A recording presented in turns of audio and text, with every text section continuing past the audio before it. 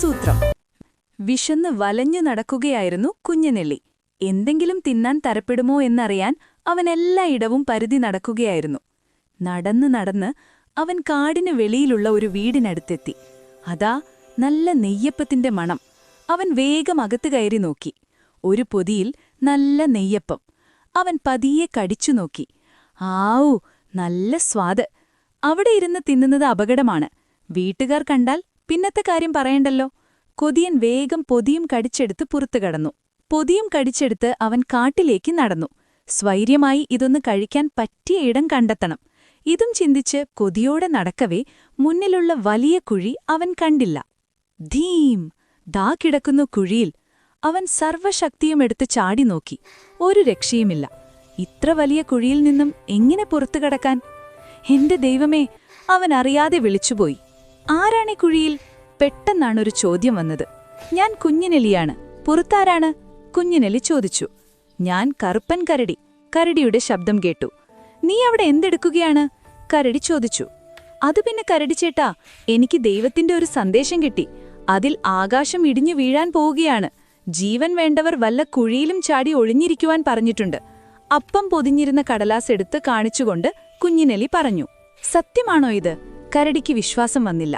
പിന്നില്ലാതെ, അല്ലെങ്കിൽ ഞാൻ ഈ കുഴിയിൽ വന്നിരിക്കുമോ? കുഞ്ഞിനെലി ദേഷ്യപ്പെട്ടു. ചെങ്ങാതി, ഞാനും കൂടി വരട്ടെ? കരടി ചോദിച്ചു. അത് ശരിയാകില്ല. നീ തീരെ ശ്രദ്ധയില്ലാത്തവനാണ്.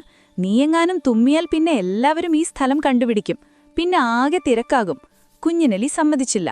ഞാൻ ഒരു ശബ്ദവും ഉണ്ടാക്കില്ല, കരടി വാഗ്ദാനം ചെയ്തു. തുമ്മിയാൽ പിന്നെ പുറത്താണ്. കുഞ്ഞിനെലി മുന്നറിയിപ്പ് കൊടുത്തു. കരടി വേഗം കുഴിയിലേക്ക് ചാടി. എന്നാൽ ഇത് കണ്ടുകൊണ്ടൊരു പുലി അതിലേ വന്നു. അവനും കാര്യമന്വേഷിച്ചു. ആകാശം ഇടിഞ്ഞു വീഴുമെന്ന് കേട്ട പുലിയും അവനും കുറച്ച് സ്ഥലം കൊടുക്കാൻ അപേക്ഷിച്ചു. ഒരു കാരണവശാലും തുമ്മുകയില്ലെന്ന് ഉറപ്പുവാങ്ങിച്ച് പുലിയെയും കുഞ്ഞനെലി കുഴിയിലേക്ക് ഇറങ്ങാൻ സമ്മതിച്ചു. അധികം താമസിയാതെ ഒരു ചെന്നായി കൂടി അവരോടൊപ്പം ചേർന്നു. എല്ലാവരും ഭയത്തോടെ അവിടെ കൂടിയിരിക്കുകയാണ്. പെട്ടെന്ന് എലി ചെന്നായിയെ നോക്കി പറഞ്ഞു. നീ തുമ്മാൻ പോവുകയാണല്ലേ? അതോടെ എല്ലാവരും ചെന്നായിയെ നോക്കി. ഇല്ലല്ല, ഞാൻ തുമ്മുകയില്ല, ചെന്നായി വേഗം പറഞ്ഞു. തുമ്മിയാൽ പിന്നെ നീ പുറത്താണ്, എലി മുന്നറിയിപ്പ് കൊടുത്തു. എല്ലാവരും ശ്വാസം അടക്കി പിടിച്ചിരിപ്പാണ്. പെട്ടെന്ന് എലി തന്റെ മൂക്കിന്റെ തുമ്പത്ത് കൈവച്ചു. ചെന്നായി അത് കണ്ടു. എലി പറഞ്ഞു. ഞാൻ തുമ്മുകയില്ല, ഞാൻ വെറുതെ കൈവച്ചതാണ്. എന്നാൽ എലി പിന്നീട് ഞെളി പിരികൊള്ളാൻ തുടങ്ങി. അവൻ തുമ്മാതിരിക്കാനുള്ള ശ്രമത്തിലാണെന്ന് മറ്റുള്ളവർ മനസ്സിലാക്കി. അവർ അവനെ തന്നെ നോക്കിക്കൊണ്ടിരുന്നു. ഒടുക്കം എലിക്ക് തുമ്മൽ അടക്കാനായില്ല. ഹച്ചീ! എലി ഉറക്കെ തുമ്മി. അതോടെ മറ്റുള്ളവർ ചേർന്ന് എലിയെ പൊക്കി കുഴിക്ക് വെളിയിലേക്കിട്ടു. രക്ഷപ്പെട്ട സന്തോഷത്തിൽ കുഞ്ഞനെലി തന്റെ മാളം ലക്ഷ്യമാക്കി യാത്രയായി.